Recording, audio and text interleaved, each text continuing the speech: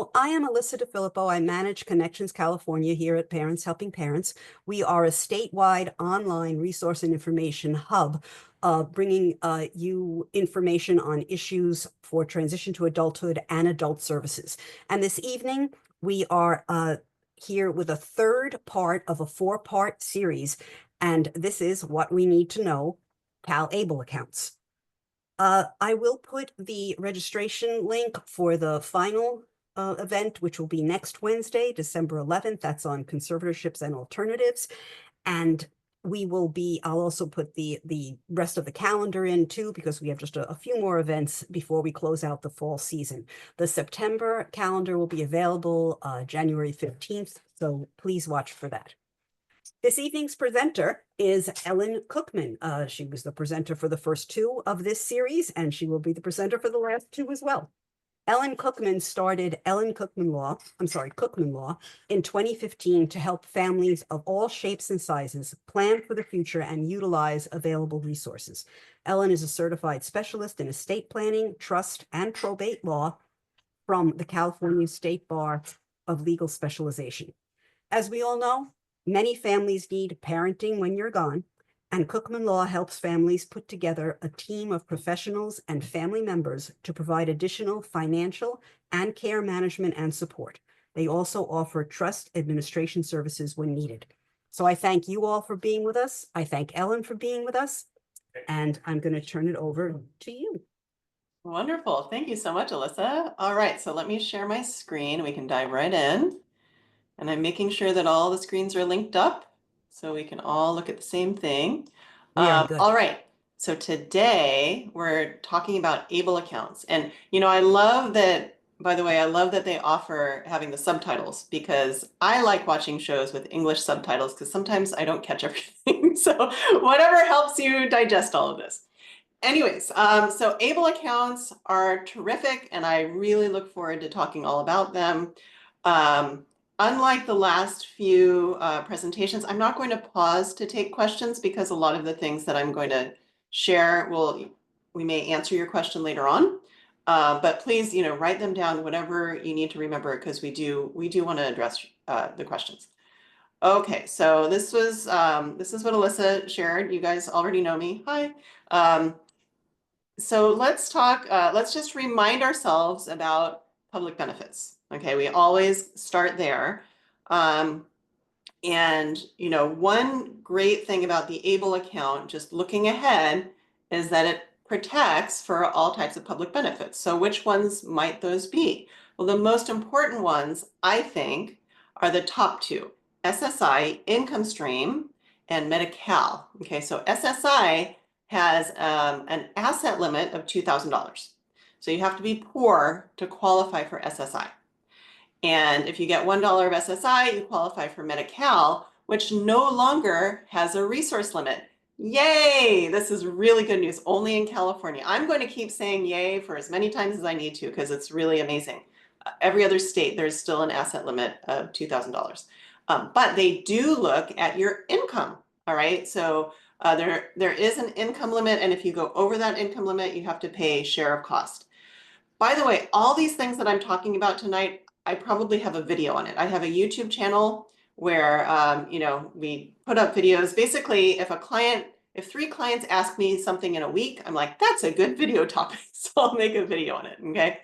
So we're really concerned, with protecting public benefits. We're concerned about these top two, SSI and Medi-Cal, which have an asset limit and an income limit.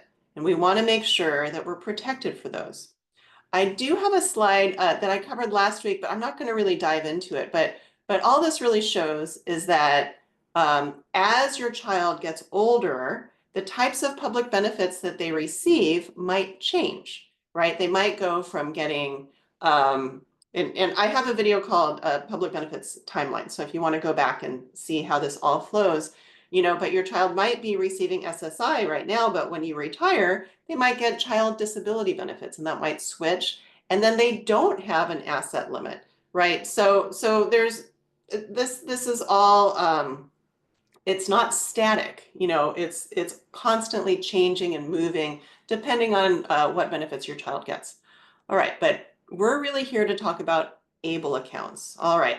So really the idea of an ABLE account started in Virginia, is my understanding, with a bunch of parents of adult children with Down syndrome, okay?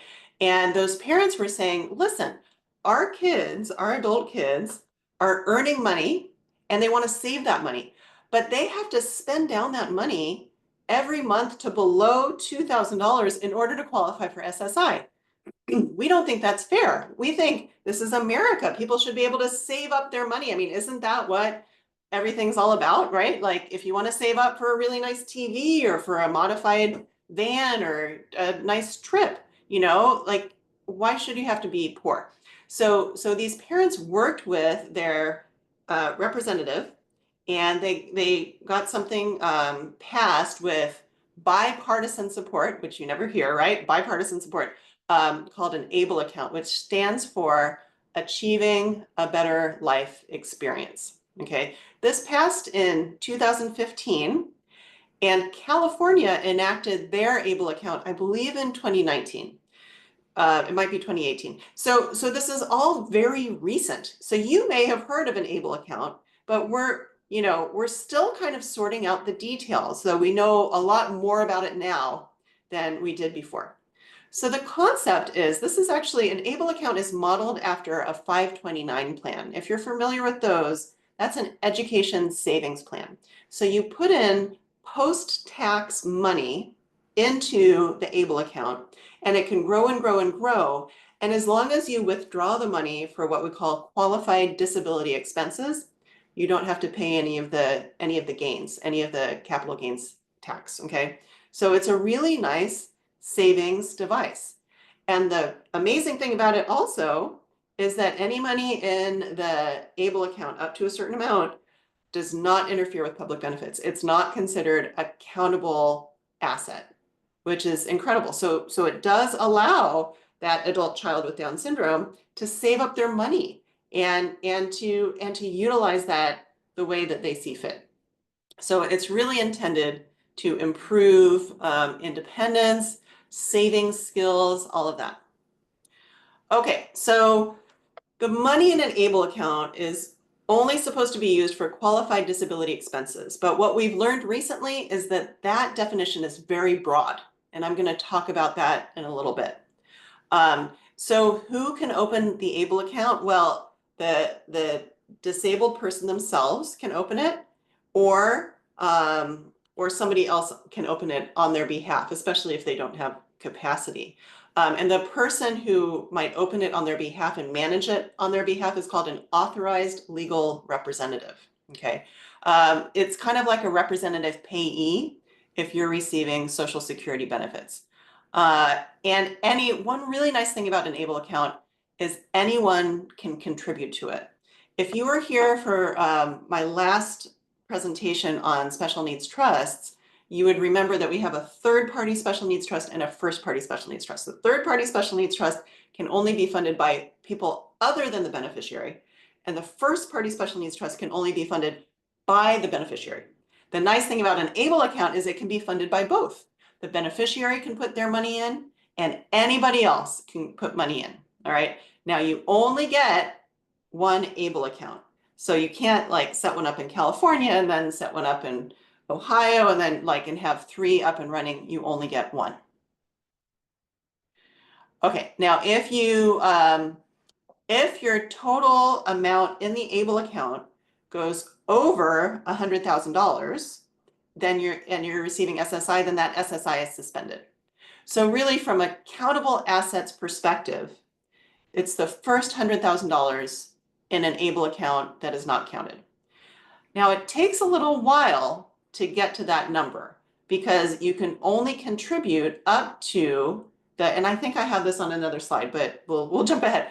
You can only contribute up to the annual exclusion amount each year, which this year is $18,000. It used to be $10,000, okay, and then it went up in index for inflation. So this year you can give up to $18,000 to as many people as you want, and you don't have to file a gift tax return. It's not, the IRS doesn't care. And next year that's going to be $19,000. So a little tip there. So that's how much you can put into an ABLE account per year. Now, that doesn't mean grandma can put in 19,000 and auntie can put in 19,000. It doesn't mean that, you know, grandma puts in 19,000 and then you spend 3,000 and then grandma puts in another 3,000. It doesn't work that way. Once 19,000 for next year goes into the ABLE account, that's it. Nothing more gets to go into the ABLE account for the entire year. You have to wait until the next year, except for earned income from the beneficiary, and we'll talk about that. Okay, now ABLE accounts were set up to have a Medi-Cal reimbursement claim. So if you remember from our last presentation about first-party special needs trusts, upon the beneficiary's death, Medi-Cal or Medicaid in other states can bring a reimbursement claim against any money that they've paid for health insurance for Medi-Cal, really age 55 and up. All right. And the ABLE account was set up to do that. However, states were allowed to waive the Medi-Cal reimbursement, to say we don't need to get money back out of the ABLE account. And California is one of the 5 states that has waived a Medi-Cal reimbursement claim. So there's no Medi-Cal reimbursement claim. All right, so that's what initially happened. Then I think what happened is that California saw that people are setting up ABLE accounts in other states, California residents are. And they said, well, hold on, we want them to set up ABLE accounts in California, the CalABLE account. That's our cutesy name for our current ABLE account. So basically what they did is they provided a carrot and a stick. All right, they said, okay, if you are a California resident and you set up a CalABLE account, we're not going to have a Medi-Cal reimbursement claim. But if you're a California resident and you set up an ABLE account in a different state after January 2023, because before that it's grandfathered in, after January 2023, we are going to be able to bring a Medi-Cal reimbursement claim. All right. So if you're thinking about setting up an ABLE account and you're a California resident, please, please, please just set one up here in California. All right, so who is eligible? So first there's an age requirement, okay? You have to have become disabled before age 26. And my guess is most of the folks on this call do qualify for that. I found, like, in the mental health community, or in, you know, people who might have a traumatic brain injury from an accident, you know, sometimes those symptoms will start after age 26. Currently, you would not be eligible for an ABLE account, but that age in 2026 is scheduled to increase to 46. So if you became disabled before age 46, then you can set up an ABLE account. Now, you can set up an ABLE account really anytime during your lifetime. So it's not like, oh, I have to set up an ABLE account before I turn 26. It's not like that. You just look to see, okay, when do the symptoms develop? When, and if you have a developmental disability, it's from birth, you're good, you get an ABLE account. Okay, now what if it's a little bit unclear? Oh, also, if you're getting SSI or SSDI due to your disability, you're golden, okay? Otherwise, basically you need to get a self-serving doctor's letter, all right? You need somebody to basically say, hey, this person became disabled before age 26. And by the way, this is not audited. You don't need to give your doctor's letter to anybody at ABLE. They don't ask for any evidence. They're just taking your word for it. I mean, it's kind of amazing, okay? You think about how, if you're familiar with SSI, they are like sticklers for all the rules, okay? The folks at ABLE at the US Treasury are kind of the opposite. I haven't seen them, knock on wood, I haven't seen them audit really any of these ABLE accounts. So they're not asking for it, but you should have the paperwork in hand, you know, just in case they do ask. So this is, I found it online. It's a diagnosis form from ABLE Now, and it's basically something that a physician, a doctor, can fill out that really says, hey, this person became disabled before age 26. Done. They sign it. All right. I mean, it's really easy. Yeah. You don't want to lie, but it's easy to prove if you have a doctor who can qualify that. All right, so I remember we mentioned this qualified disability expense. What is that? It's basically any expense that that really improves your quality of life as a disabled person. So it's very, very broad. Look at this list of all the different things that can be covered. If you can think of it and it doesn't sound illegal, it's probably a qualified disability expense. Recently, we've found that a trip to Disneyland can be a qualified disability expense because it improves the quality of life of the beneficiary. All right. And that's kind of my test. Can you go to Disneyland? Like, how strict is this, right? Yes, you can use the money to go to Disneyland. Now, the money is supposed to be used for the beneficiary and not for somebody else. So you do kind of have to be careful about that. All right, so I just wanted to kind of give you a perspective of all the different places that have ABLE accounts in case you live in a different state or you're thinking of moving somewhere. Okay, so you'll see in green, these are the states that, the dark green, that allow residents of other states to set up an ABLE account in our state. Like, so you see California, if you live in another state, you can set one up in California. Then there's some in the light green where they only allow residents of their state to set up ABLE programs. And one reason that could be, like, for example, in Tennessee, they used to allow everybody to set up ABLE plans, and they had a grant to make this very cheap. You basically didn't have to pay a fee to set it up. I mean, the fee is very low in California. I think I have it on the slide. It might be like $35 or $50 a year. It's not very much, but it wasn't anything in Tennessee. So people were flocking there. And then the folks in Tennessee were like, oh, hold on, no, we're only, this grant is really only intended for residents of Tennessee. And then there's 4 states in gray that don't have a currently running ABLE plan. So you can see over the years, because I've looked at this map like each year since 2015, and each year it's become more and more green. And so it's really awesome. So more and more states are getting on board and setting up their ABLE account. Now, one question that often comes up is, if you're in California and you move to another state, should you change your ABLE account? Should you switch on over? Well, it kind of depends. I mean, it depends on the terms of the ABLE account. It depends, do you plan on moving back to California? If you're older, over age 55 and you've received Medi-Cal benefits already in California, you'll probably want to keep your California ABLE account so that California won't go after that money if you move. All right, but it really depends on the person. Okay, so that's kind of the overall information about ABLE accounts. And now I want to dive into a little bit more of the meaty stuff. All right. Okay, so how do you contribute? So as we mentioned, $19,000 a year. That's how much you can put in. A cap of $100,000 if you're receiving SSI. But if you're not receiving SSI and you're just getting Medi-Cal or just SSDI and Medicare, which don't have asset or income limits, you can have up to $529,000 in there. That's the number in California. It's basically the total amount that you can have in a 529 plan per state. Okay, and California's number is $529,000, which I'm really happy about because that makes it really easy to remember because it's a 529 plan, right? Now, again, it takes a long time to get there because you can only put in $19,000 a year, unless, let's look at this cool guy, he's able to work, okay? And if you're working and receiving a salary and you have an ABLE account and you're not participating in your company's retirement plan, you can add up to the federal poverty level amount, which this year is just over $15,000 of your own earned income, in addition to the $19,000 that you or anybody else can put in.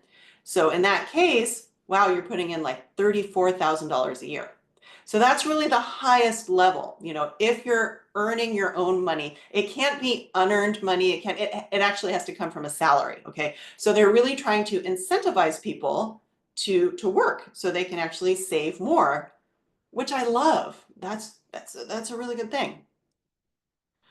Now, what about making gifts? People can make gifts to your ABLE account, and it's actually a really good way of making a gift. Now, On the ABLE website, they actually talk about setting up, you can set up a gifting page. So it's kind of like a GoFundMe page, but you can send a link to people to say, hey, if Auntie, you want to contribute to my ABLE account, here's a link and here's how you can do it. All right. So, welcome to the 21st century. They let you do this as well.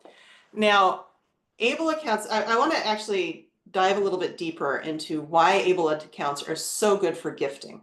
All right. And so this relates to gift tax rules. Okay, there's a few ways that you can make a gift to somebody, and it's the giver, by the way, who would pay any tax if there's any tax to be paid. Okay, there's a few ways that you can make a gift to somebody and you don't have to report it to the IRS. It's not a countable gift. All right. One way is this $19,000 annual exclusion. Okay. Another way is you pay for somebody's health care costs directly, like you pay the doctor or the hospital, or you pay education costs directly for the beneficiary's benefit. You don't have to report those either. And then finally, over your lifetime, you can give away the same amount as the estate tax exemption. It's called the unified exemption. So the gift tax exemption and the estate tax exemption are the same. Right now it's $13.61 million per person. Next year it's going up to $13.99 million per person. I wish they could have just said 14, but they didn't. Okay. But then the next year it's going down to about 7.5 million, unless Congress takes affirmative steps, which we kind of expect they will, to extend the estate and gift tax exemption. So why am I going into all this? Because most likely most of us on this call don't have that kind of money. Here's the problem. All right. If you want to make a gift to a disabled family member, you shouldn't make the gift outright, right? Because it could mess up their SSI.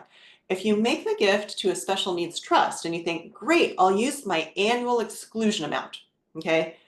It doesn't work because the $19,000 annual exclusion only works if you're making what we call a completed gift, which means I give it to you, you take it and say thank you, and you can go spend it. By definition, a special needs trust doesn't work that way because somebody else has to be the trustee, has to be the gatekeeper. So that $19,000 freebie of the gifts that you can make to as many people as you want does not work for a gift to a special needs trust. But here's where I'm going with this, long way to get there. It does work for a gift to an ABLE account. An ABLE account is considered the beneficiary's own money. Even if an authorized legal representative, somebody else is managing it, it's still their money. So a gift to that ABLE account qualifies for the annual exclusion.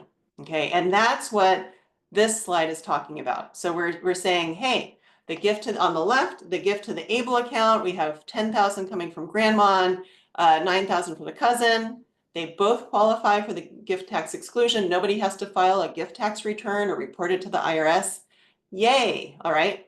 Whereas if you're making a gift to somebody's third-party special needs trust, you do have to file a gift tax return, which is also known as a Form 709. What a pain, all right? So make gifts to ABLE accounts. That's a great idea. Okay, so I often get asked, how is the money invested in the ABLE account? Like, can you put securities in there? Can you put a house in there? Nope, it just holds cash. All right, so you don't get to get all fancy schmancy and put a lot of interesting things in an ABLE account. But at the CalABLE account, they have tiers of investment tiers. So you get to choose how aggressive or how conservative you want the money invested. And by the way, the ABLE account is run by Vestwell. Okay, it's kind of they do the back end management of the ABLE account. All right, so there are investment options, but really the ABLE account is not intended to like grow and skyrocket through the roof. Okay. Okay, so I did put together a chart. So if you were with us for the special needs portion, I wanted to kind of bring that back and wrap it up to kind of compare and contrast. What do these look like, right? So who can use an ABLE account? It's the person who's disabled before age 26. That restriction does not apply for special needs trusts, although the first party special needs trust, you have to be under age 65 to put money in, all right?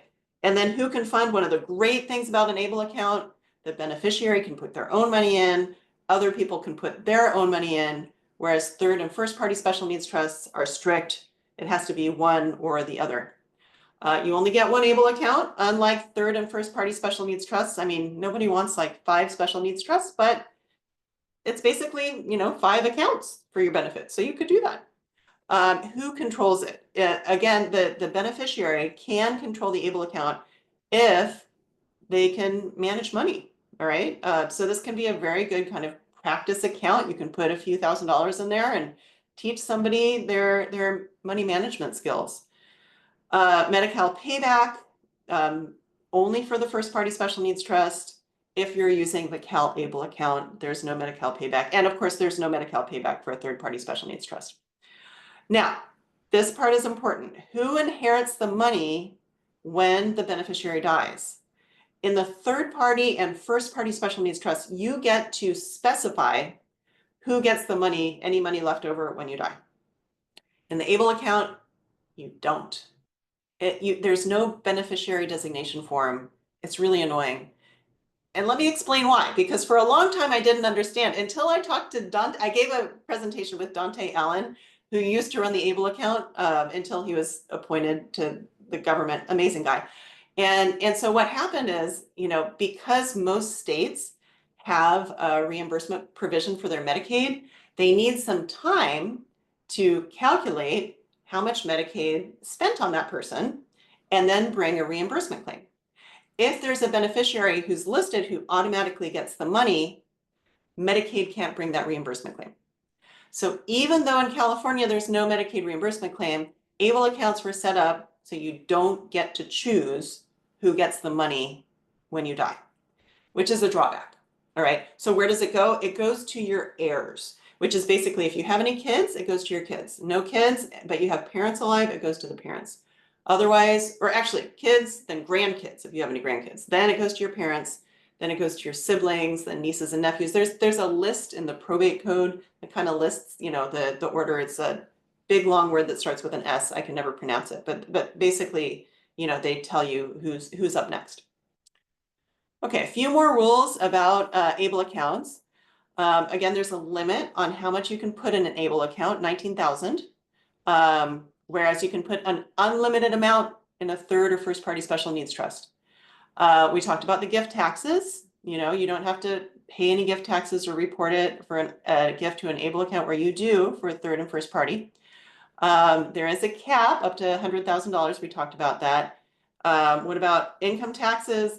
I have a video on how special needs trusts are taxed. Okay, so you can go and watch that video. But for ABLE accounts, it basically counts as your money. So you just report it. And because there's no, you don't have to report the income that's being generated. It's kind of a freebie. What kind of distributions can be made? Qualified disability expenses, but again, very broad. All right. Okay, now here is something that's really cool. So remember I said that money in an ABLE account counts as your own money, right?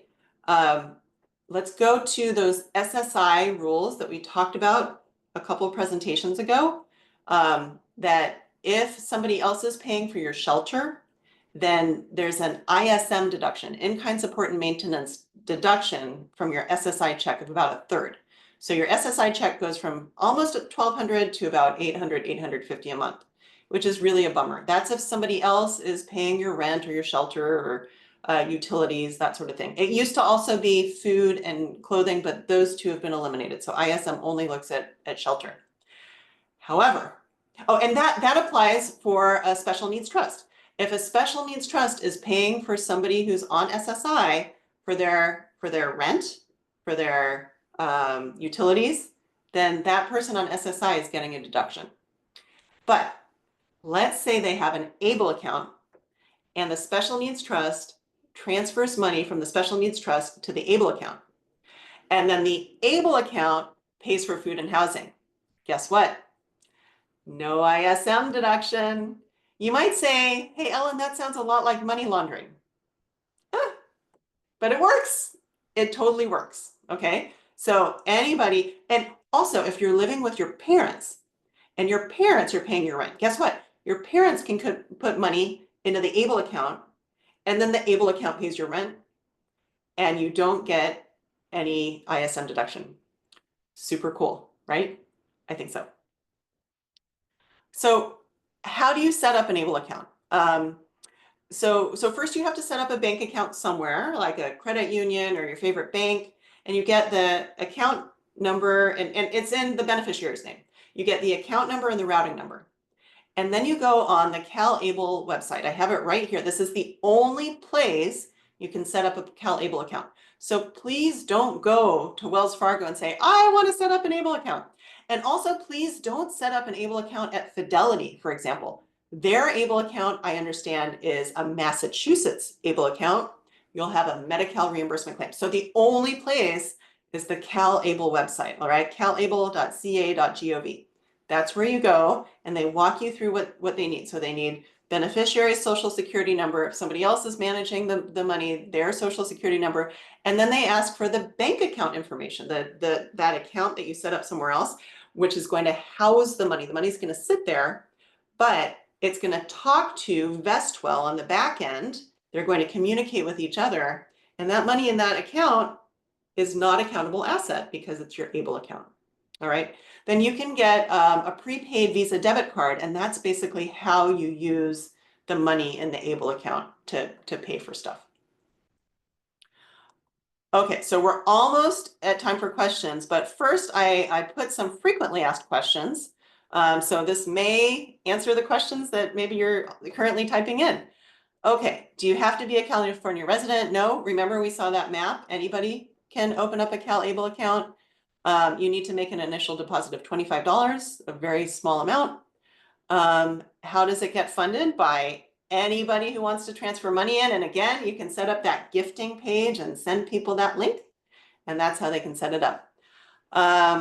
What happens if the beneficiary is no longer eligible? Maybe they're not disabled anymore. Well, you might be able to roll over the money, $19,000 a year, into a 529 plan, for example. But as if you're, the withdrawals would be considered non-qualified withdrawals. So there might be a tiny penalty. The penalties with ABLE accounts are so small, by the way. So I wouldn't be too worried about that.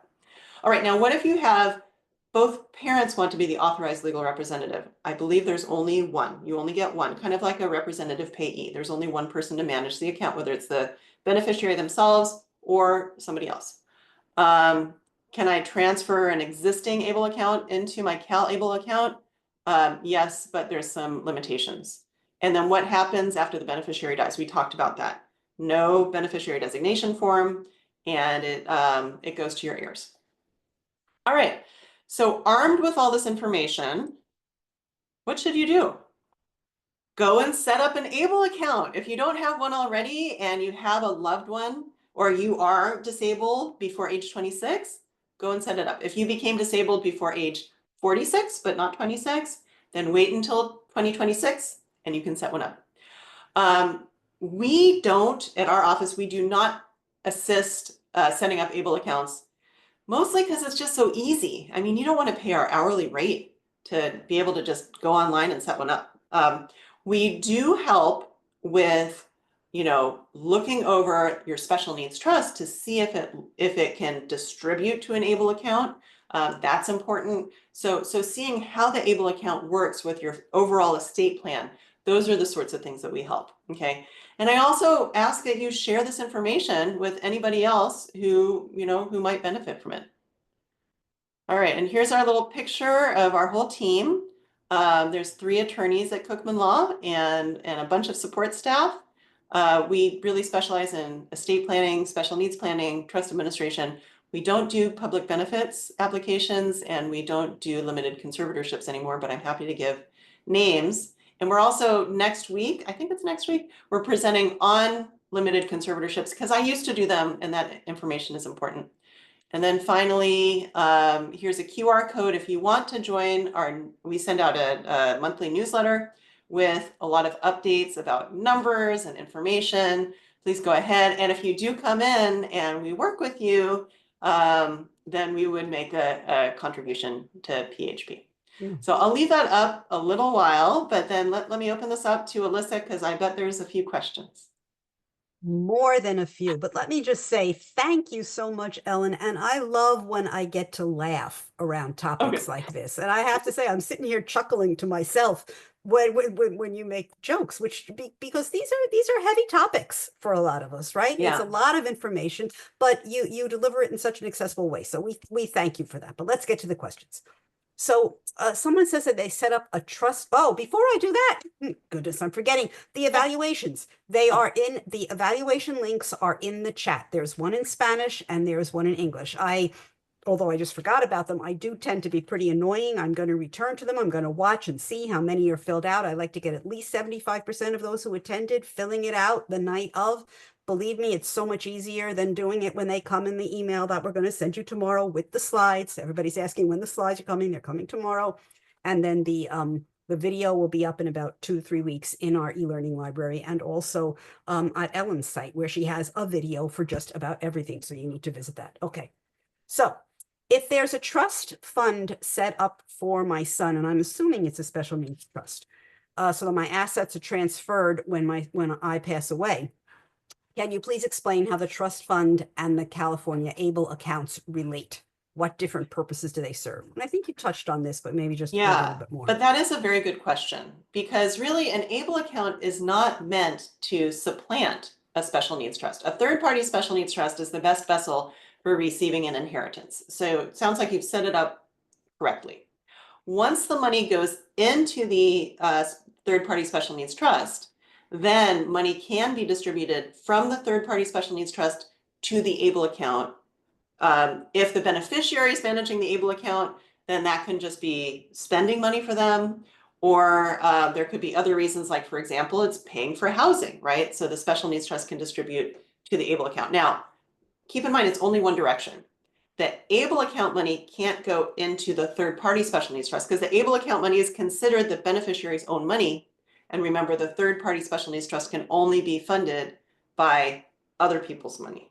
So that's how those two are related. So basically, you end up having two pots of money, right? You have the third-party special needs trust, which is useful for some things, and then the ABLE account, which is useful for some other things. I do have a video on special needs trust versus ABLE account. And so I go into a lot of detail with that. Great, thank you. The limit, the contribution limit, is that set up by calendar year or 12 months from the date you establish the account? I believe it's calendar year. Yeah, so do I. Yeah. Okay, and then could you just elaborate a little on that Medi-Cal reimbursement that you were talking about that California does not have, but other states do? Sure. Okay. So the CalABLE, or I'm sorry, the ABLE accounts were created to have a Medicaid reimbursement claim that was built into the language. Okay. And I think that was kind of partly to help pay for it, right? Because the government's losing money by allowing you to keep more of your money, I guess. That doesn't really make sense. But anyways, so then California decided to waive the Medi-Cal reimbursement claim. So Medi-Cal will not bring a reimbursement claim against a CalABLE account. Okay. And do ABLE accounts or CalABLE accounts in particular affect Section 8 and need to be declared on a FAFSA if somebody's going to school? So I know the answer for Section 8. It's not a countable asset for Section 8, which is important because now Section 8, starting next year, they're going to have a $100,000 asset limit. But yeah, CalABLE does not count towards that. FAFSA, I'm not sure about the rules with that one. Yeah, I guess the CalABLE site might have a Q&A that addresses that, or they have their own chat or their own Q&A. Yeah, you can actually call them. They're pretty responsive. Yeah, They're a they are. really good team of folks there. They are. Okay, so if we set up, if someone sets up an ABLE account in another state before 2023 and they're considering rolling it over into CalABLE, will they be eligible to avoid the Medi-Cal recovery? Yes. And they are a California resident. Okay. Yes. Simple answer to what I thought was going to be a complicated question. Okay. An Enable account that was set up in a different state can be changed to a CalABLE account. I think you covered that and said Yes, that, you right? can transfer it over. Yes. Any age limits which disabilities qualify? Well, you talked a little bit about that, and then those age limits are going to change in 2026, yes? Exactly. Yeah, so they don't look at what type of disability you have. I mean, it's really, the definition is really kind of based on the Social Security Administration definition that, you know, you have a disability, so you're not able to work and support yourself up to the, you know, federal poverty level amount. But even if you don't get, you know, regional center services, you don't qualify for SSA services, or, you know, you can still qualify for an ABLE account. You just need that doctor's letter. And then a couple of questions about the money going from an ABLE account to a special needs trust, or from a special need trust to an ABLE account. I think you kind of covered that, but the short answer is no, I guess, right? Well, the Or short no, answer they could is go, it's one direction. I think of right, it they could. like a tube of toothpaste. Hmm. The special needs trust is the tube of toothpaste, and the ABLE account is the brush. It only goes Okay, from one place to the next, so right? it can go from a special needs trust to a CalABLE account. It cannot go from the CalABLE account to the special needs trust. Exactly. That's right. Okay, so there are a couple of questions about that. A beneficiary receives a gift that is tax deductible and considered a donation for the gifter. I'm not sure if you want to explain that a little bit more, I can come back to that question because I'm not sure what the question is. Yeah, I mean, it Right. might be a question on, you know, is a gift to an ABLE account tax deductible? And no, it's not. It's not considered a charitable gift. If there is a reason for a deduction for a gift directly to a beneficiary, which I can't really think of, but perhaps if there is, then you already get that deduction, and then the beneficiary can turn around and put it in the ABLE account. Okay, that might have done it. That might have answered that question. Okay, this is an interesting one. If I direct deposit out of my paycheck to a CalABLE account, is that tax exempt? I wish. I wish that worked. I do, and I was thinking actually of putting that in the FAQs. I do get that question a lot, that what if I just direct the income, my salary, directly to the ABLE account? Does that mean I won't, you know, because your salary, any earned income, decreases your SSI by 50 cents. So $1 of salary decreases it by 50 cents after a buffer of like $30. So you can't avoid that by putting it into the ABLE account. I mean, people get creative and they wonder. So hey, more power to you. But Death and taxes, two things we exactly. cannot avoid. That's right. That's right. Okay. If family members, now I think I know the answer to this, but if a family member gives your child, young adult checks, can you deposit them into an ABLE account as a gift by using the routing number and the account number from the check? But I think there's something inherently wrong with that question because you don't want them giving checks as a gift. Is that right?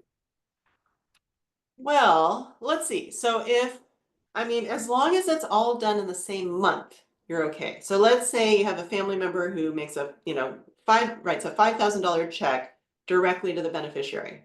So I guess the question is, can you just route that deposit it into the ABLE account? I'm not sure. I think you need to check with the bank. Otherwise, you would deposit it into the beneficiary's own account, and then the beneficiary would transfer that money to the ABLE account. And you just want to make sure that's all done within the same month so it doesn't interfere with SSI. Or better yet, just set up a gift page and have the person put it directly into the CalABLE account, right? Because then you just would get rid of that question. Unless you're dealing with an elderly grandma who, it's funny, before this call, Alyssa and I were talking about how we're both Luddites. We're not very good at technology. Sorry to call you out, but I'm definitely not. But, you know, if you have a Totally grandma who transparent. likes writing checks, most likely she's not going to like using that, that gifting link that might be over her head. So Yeah, I can understand where this might come up. Anyways. Okay. If a 524 plan was set up prior to a disability diagnosis, can the funds be transferred to an ABLE account? Yes, $19,000 a year. Now that goes away in 2026, but hopefully it'll be extended. But at least for this year and next year, you can roll over 19,000 as long as you haven't funded the ABLE account otherwise. Okay. This one is just a loaded question. Can the Trump administration change any of the states regarding CalABLE? Probably, but I doubt that that's really their top priority. Fair enough. But I think where we're going to see, and you're not asking this, but I think where we're going to see huge, awful changes is they're going to defund a lot of the services that we get. And Yeah. so the money that you're able to save up for your children is going to be that much more important. I mean, it's tragic and awful. I'm already seeing that. I have a friend whose son has mental health challenges, and he's relying on, you know, some payments to pay for rent so he can live independently. That money's going away in February because of the change of the administration. So we're already seeing awful, awful things. But I'm trying to keep my head in the sand.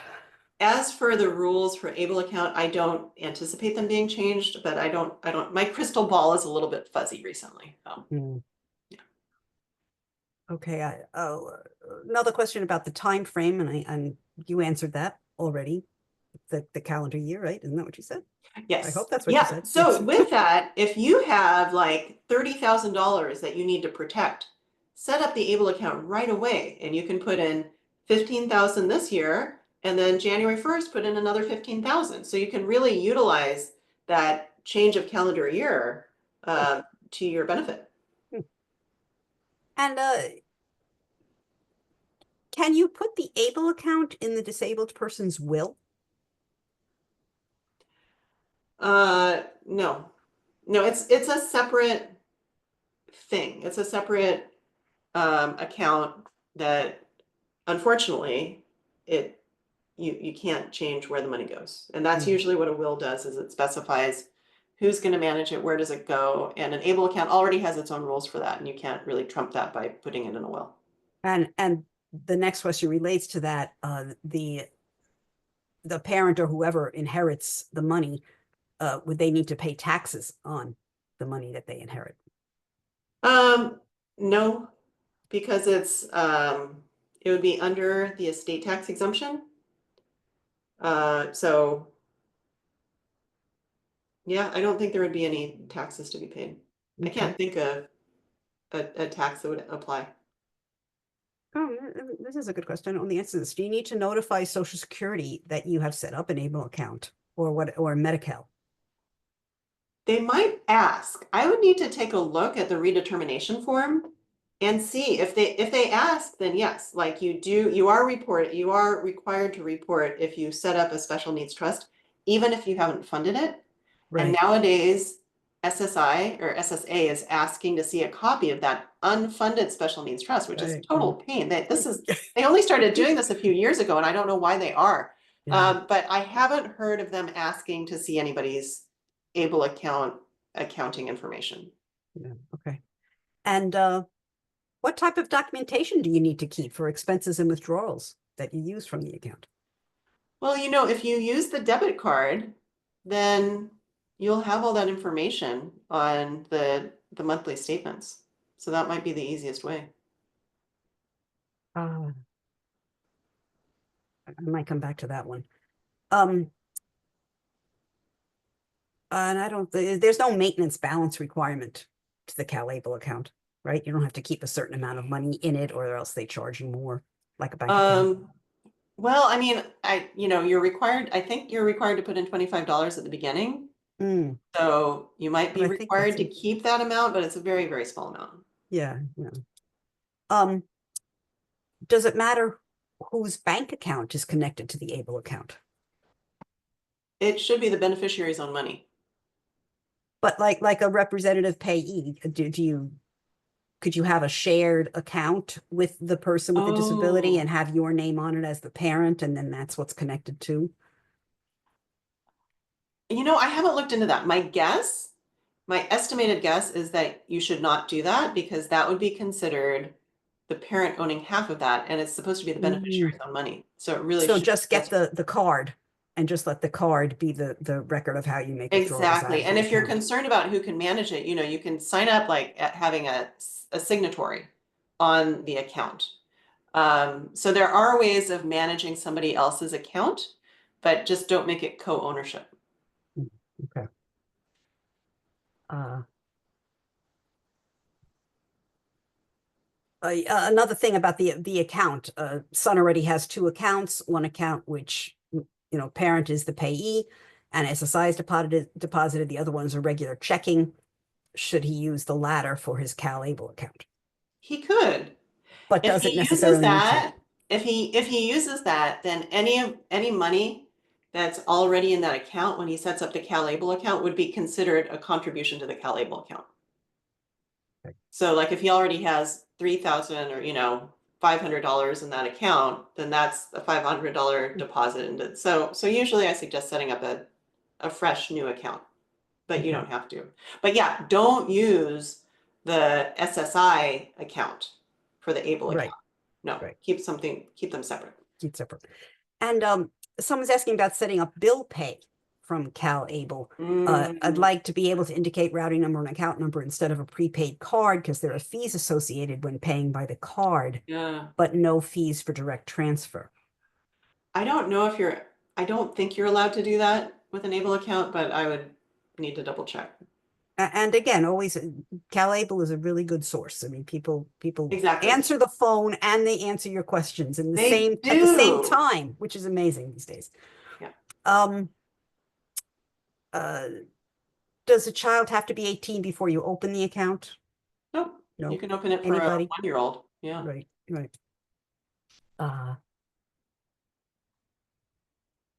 Let's see.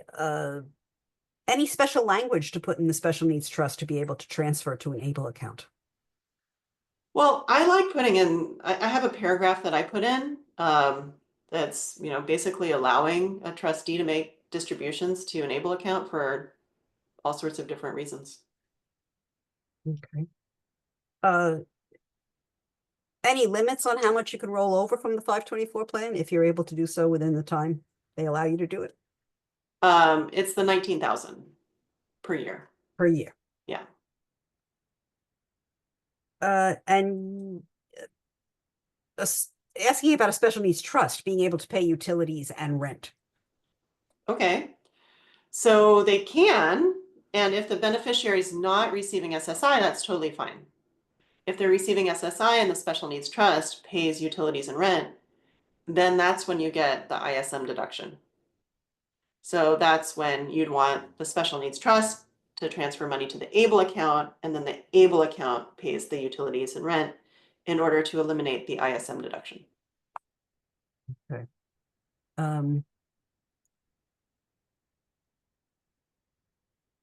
Somebody wants to go back to the slide so we can see the info about services offered by Cookman Law. Oh, well, thank you. Well, okay.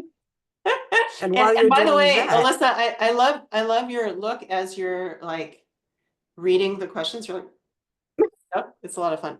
Okay. I'm very expressive. I was told You that in a are. dance It's class when I lovely. was 8 years old that my face showed too much of what I was thinking. Okay. Okay, so we do estate planning, we do special needs planning, which is basically third and first party special needs trusts, and we do trust administration.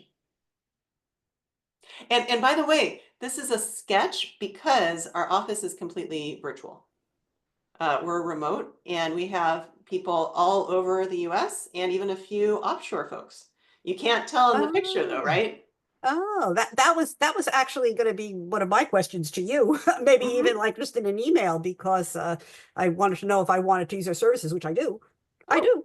Do I have to drive to Palo Alto to do it because I'm in Marin? you But don't. apparently So I many don't. people Okay. don't, you have to find parking and figure out where you're going and set aside a half a day. So many of my clients, they have like back-to-back meetings for work, and then this is their 1.5 hour meeting. And they get off that other meeting and log on and don't have to go anywhere. And I get to wear sweatpants. I mean, I love it, right? Yeah, me too. But my husband laughs because he says, "Oh, you're wearing your business mullet again." Get my I love makeup it. on and my hair done, and then I Yeah, still have and my then sweatpants and my right, the slippers. below. Yeah, It's that's what awesome. that's pretty much me. Yeah. Um, a couple of questions about using the money as a minor. Okay.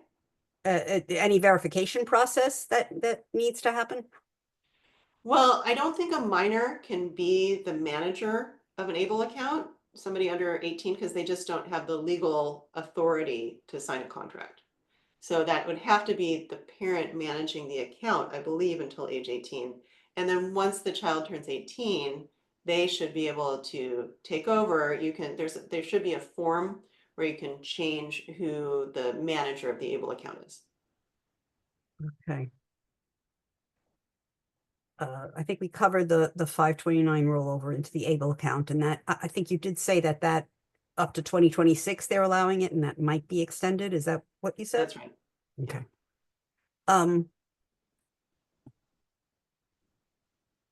uh, son has a special needs trust, doesn't receive SSI because not a U.S. citizen. Mhm. Created a CalABLE account, but haven't created a bank account. Should I create a bank account in his name so he can receive the other benefits, like gifts, other than SSI? Well, I mean, if you've created a CalABLE account, then by definition, you must have created a bank account somewhere for that child, because to set up a CalABLE account, you have to have an account. You have to provide the bank and bank account and routing information to CalABLE in order to complete the application process. So the kid must have an account somewhere. You can set up another account for the kid if they're not receiving needs-based public benefits, and make gifts directly to the kid. Now, if the child has disabilities, then that can be problematic, because if the child is like subject to financial predators, or they just can't manage their money, you may not want them to have their own account. But I guess theoretically they could. Any other out of the box expenses you've heard about? Because you mentioned the Disney tickets as an eligible Oh, expense. well, I'm not that creative, but I bet you guys can come up with some. I mean, I think, it's useful for hobbies, like whatever brings joy to that child. The way I think of it, like if you have a special needs trust and you have an ABLE account, you want to do financial projections to make sure that that money lasts for the child's lifetime. Then within those parameters, whatever flexibility you have, use it for something fun. Like I'm thinking, like my older son, he loves maps of the world. He's totally into geography. So, buy him a really nice atlas, right? Or, oh, hold on, expensive things, Lego sets, right? Oh. Yeah, right. So, get him the $700 Titanic Lego set. That sounds good too, so whatever the kid is into should be fine. Now, don't pay for drugs, don't use it for gambling or smoking, or keep it reasonable, but you can get creative. And again, thank you very much, everyone, for coming. We appreciate it, and we appreciate your time. Okay, have a All right. good night. Thank Thank you. you. Take care.